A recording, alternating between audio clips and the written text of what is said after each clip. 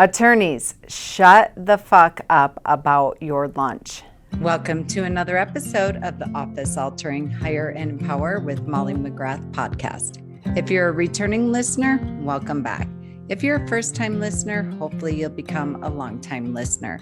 As always, I'm your show host, Molly McGrath, founder of Hiring and Empowering Solutions and creator of this revolutionary podcast. You can check us out at hiringandempowering.com. I cannot tell you how many phone calls and emails that I receive that either start and or end with, and it's 3 o'clock and I haven't had my lunch yet. It is, 7 a.m. and I'm sending this email and I worked until midnight last night. Nobody cares. Your team is seeing how incredibly stressed out you are. They're fully aware that you are running from back to back to back meeting. Meanwhile, where you owe the file and you have to do work on nights and weekends, what have you. So many attorneys will start the Monday morning meeting saying, I worked all weekend.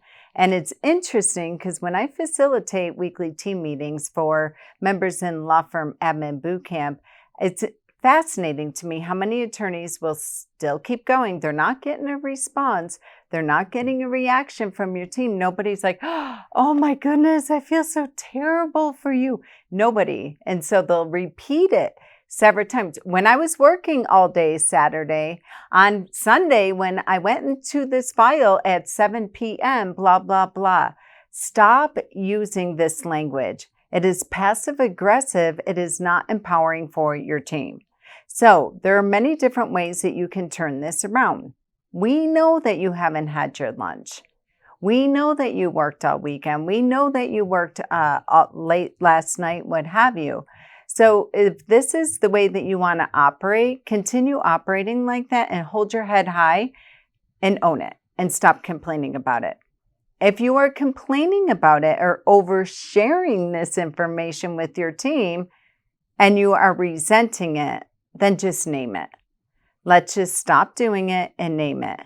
So there's ways that you can empower your team. This week I was on a call and the attorney started off like that. And I loved it because a new client service coordinator who had been there for 2 weeks said, okay, time out. What can I do to support you? Imagine if you had a team member that came to you proactively, held space for you to share that in essence, the bottom line, the root cause that you want to share here, this is not working for me.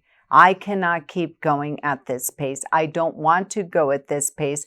My family doesn't want me to go at this pace. So continually sharing this information from a place of resentment is not empowering. It's not changing the fact. So what would you like to have happen instead? Are you really clear? Or are you just an adrenaline junkie that just loves this but likes to overshare it like a badge of honor? Like nobody's showing up tomorrow and handing you a medal and saying, great job. We're so proud. You're not the martyr for it. You're not getting a medal for that. So if it's something that's not working for you anymore and you want to change it and you want to turn it around, then name it. And let's get into action and empower the people that are there to support you, starting with your family or your friends and your team members, and finding a way for you to be able to shift your mindset around this, drop your resentment around it, and then have a turnaround in a place that is exciting and empowering, where you no longer resent your firm and or your team or anybody else, your clients that are making you feel like you have to work this hard. Give me your team in the law firm admin bootcamp. Let me train them on how to have your back and how to support you so you can finally eat tomorrow. So how to do this, Molly? All right, great. You hear my team don't care. They don't step up and lead. I watch them clock watch. They, get in at 8:05. They're supposed to be here at 8. It's 4:45. And I see, this is so funny. I hear employees say this all the time. I have to get ready to leave the next 15 minutes. Like, where are you going? They're packing up their stuff, etc. Maybe you're experiencing that with your team and you resent it. They're unaware that they're doing this, okay? First and foremost. So if you are running around and you're so resentful that you haven't eaten, it's when I hear people say this to me, I'm like, oh my goodness, it's 2 o'clock. And actually, I haven't had breakfast either. And I haven't, but the activities that I'm doing are so exciting. I've recorded a podcast today. I've taught in the law firm admin boot camp. I've had 4 coaching calls and it's 2 o'clock. And I had to really stop when somebody shared with me, I haven't had lunch. I haven't finished my breakfast. I haven't had my coffee. I'm like, wait a minute, have I? Like, oh, it's 2 p.m. Actually, my coffee is still, I see it across the office right now, sitting over there. And I don't even think I finished it when I came into the office at 7 a.m. this morning. But here's the difference. It is not running in my head, and I'm not bringing that energy into every meeting that I'm doing, which, by the way, you've heard me say it once, you've heard me say it 400 times. You are responsible for the energy you bring in the room and you leave in the room. And at the end of the day, for many attorneys, I know you spend gobs of money and gobs of hours running around the country, going to these mindset coaches, and you're invested in it. And bravo, I love that you're investing in that. But money is energy. So if you're resenting it and you're continually telling everyone, when I look up at 2 o'clock, I have to think, did I eat today or what have you? And I'm like, no, I haven't. But gosh, I could run on fumes for the rest of the day because I'm so excited about the activities on my calendar today. I am so excited to show up and make a difference. I am so excited to show up and close that sale.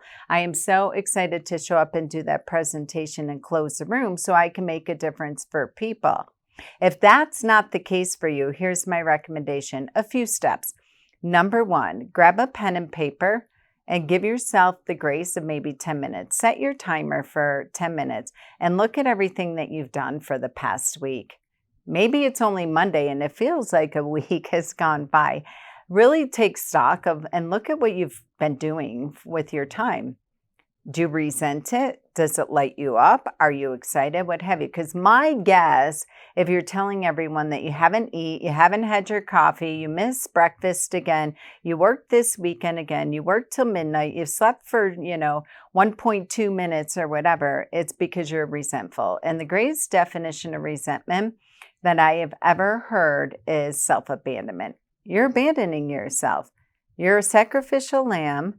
Because for your team, for your employees, for your clients, for what have you, and you're stuck somewhere where you believe this is the way that it has to be. You're working harder than anyone else. Your employees don't care as much as you. Well, number 1, your employees do care. In the law firm admin boot camp, I hear every single week in the open coaching and growing hours, I'm losing sleep over this law firm. How do we create a start, stop, restart here? Because we can't keep operating like this. The attorney owes a file. The clients are calling. They want to speak to the attorney. The attorney has 13 emails to return, 5 phone calls to return, and they're back to back to back in meetings. Oh, and some attorneys will say, and by the way, we don't have any money to cover payroll. I haven't received a paycheck. This is another one I hear all the time. I haven't received a paycheck, but everybody else is getting paid. Like, gang, this is a deal. We signed up for this. If you're a business owner and an entrepreneur, that's the number 1 rule. You're taking on the risk. If it's not working for you, that's a totally different subject. So again, look at what you're doing with your time. Look at what you did all weekend and why you did it. Did you resent it that you had to draft a trust, that you had to review a file, that you had to do this? Maybe you're recording your podcasts or blogs or all the visionary stuff that you should be doing during quote unquote business hours, but now you're doing it on the weekend because you own a job during the week. Whatever it is, don't judge it. Just get really, really clear on it and rate. How much does it light you up? How excited are you about it? What really feeds you and the reason why you hung your own shingle, the reason you started your business, and are you pissed off about it? And you get to be. Just name it and declare it and take a look at it because that's where you start. And if you're like, I hate my calendar, I hate the shit that I have to do on here, and I don't have time to do X, Y, and Z, and then you're feeling all this, frustration about your employees and everyone that you're paying, independent contractors, marketing people, what have you, and you're the only one who is ... fill in the blank. It's okay. I am not blaming you. I'm not weaponizing you. I hear you. My coach has me do this exercise every single week. On Fridays, I take stock and really look at my week and what I've done. And so often, like my assistant, you guys, many of you have met Nia, you've worked with Nia. Nia will look at my calendar and she's like, oh my goodness. And I'm like, no, I loved everything on my calendar. I actively chose to do that webinar and be a guest speaker at 6 p.m. for that event. I was excited about it. I also had a conversation with the people in my life and let them know, like, I'm working late next Tuesday. I'm not having that conversation Tuesday morning as I'm fighting with the kids to do what they need to do to get on with their day. I'm not having that conversation in the moment. I'm not looking at my calendar on Tuesday and realizing I need to be out the door in 5 minutes and I'm going to be going until 7 p.m. and there's no food. I don't have time to make a sandwich. I don't have time to fill up a water bottle. I'm not doing that. I'm looking at my calendar consistently, daily, weekly, and I'm over monthly and over communicating that. So step one, if you are resentful of all the crap on your calendar, stop and just take stock of it and rate what lights you up, what you are dreading, where you have resentment around it, and look at the list of the things you wish. I wish I had time to fill in the blank.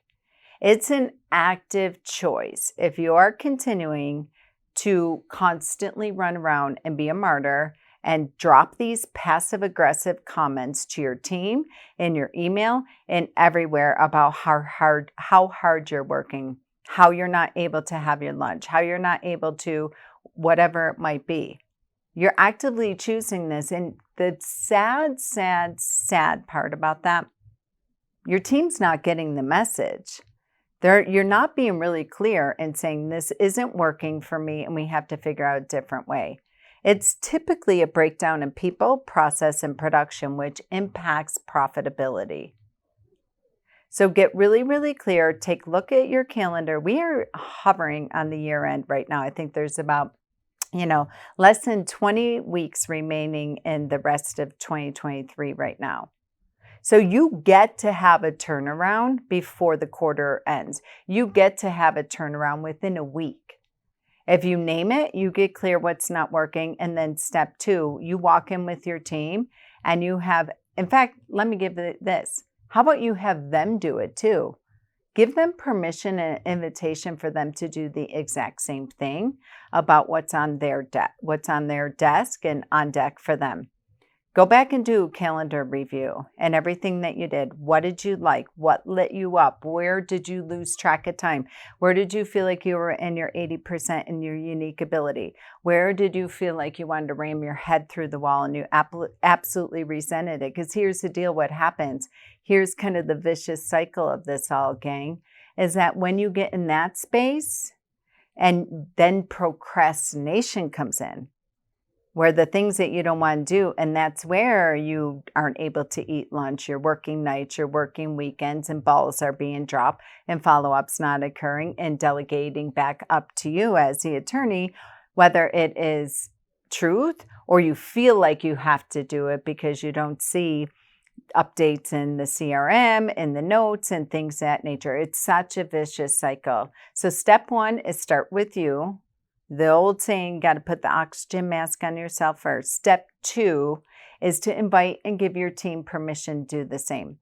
Holy moly, like that would be like the greatest gift, especially if they're accustomed to seeing you being a stressed out, whirling dervish all the time, constantly sending these passive-aggressive emails and or running in with a tremendous amount of anger and resentment energy, which they can pick up on. And now you show up differently in Monday's meeting and you're like, guys, Here's the deal. It's not working anymore. I took stock of my time. I looked at all the activities. I looked at my calendar for the past week. I looked at what I'm currently having to do, what I can't get to because of what I currently have to, and it's not working anymore for me.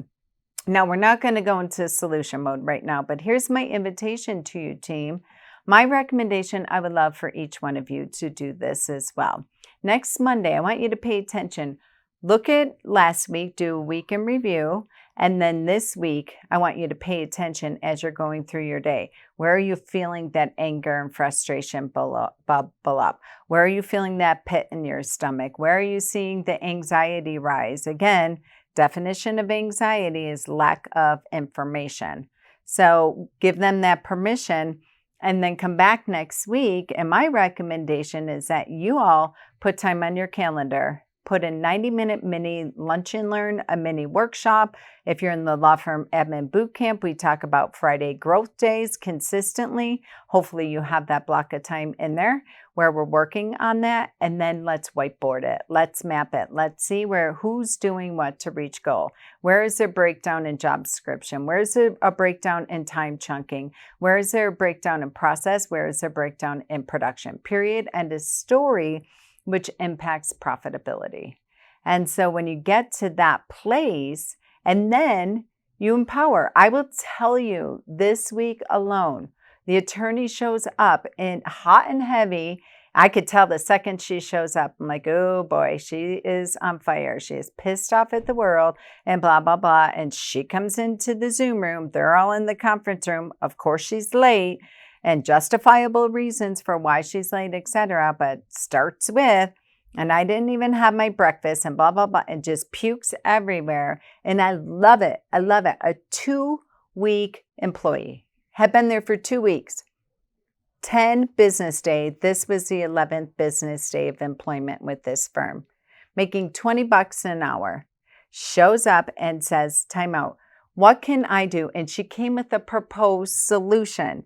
In regards to what can I do to stock the fridge, make sure that you have, I'm going to start coming in the conference room at the 10 minutes before the hour. I'm going to check in, which is basically going to signal to you and to the clients that we're wrapping up. We have about 5 more minutes left. Anyone need a coffee, refresher on water, what have you. And then I'll make sure that you're ending your meetings on time. Oh my gosh, the strategic byproducts that just came out of that conversation, where thankfully I was in the meeting, I was able to facilitate. I'm like, time out, attorney, this isn't working. Put them through that exercise, put their team through that exercise, and a brand new employee came with proposed solutions. We're no longer going over meetings and late. We are making certain that we get the file out of the attorney's hand after that meeting so they can show up like Vanna White or Julie McCoy as a cruise director, facilitate the whole thing, making certain that the attorney has water, making certain the attorney has time for a potty break and ability to handing them their favorite snack, whatever that might be, making certain there's a bowl of snacks in the conference room, actually breaking bread with the clients. They change their process there, where it actually increased their closing rate, where the attorney laid back and what have you and was like, oh, would you like, I'm going to have a muffin. Would you like to have a muffin and a cup of coffee with me, client? They felt like they were sitting in their dining room and they were all breaking bread together. That's a number one sales hack that people don't talk about. When we are in communal eating there and we're breaking bread together and we're cheersing with our coffee and eating, I'm getting something to drink, my blood sugar's not plummeting, and I'm supposed to close this $10,000 deal. And lo and behold, the closing rate goes up through the roof. So just even taking that one fact pattern, we're getting behind the attorney's needs. We're making sure the attorney feels fully, wholly supported.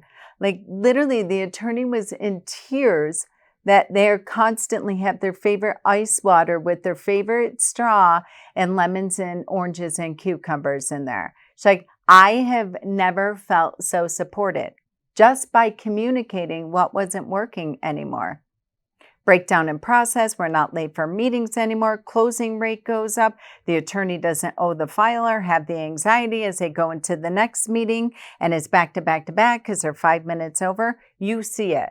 You see the ripple effect that occurs. So complaining about how you still haven't had lunch, attorneys, you need to shut the fuck up about it and stop complaining. Nobody cares. You are not getting a trophy, and share what you really need. Give me your team. There is no excuse.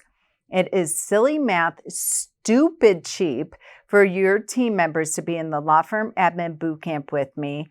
And then you don't have to complain anymore. Let me train them. Let me teach them on how to have your back and to fill your belly. We've reached the end of yet another episode of the Hire and Empower with Molly McGrath podcast, where dream teams of entrepreneurs in an entrepreneur's world really do come true.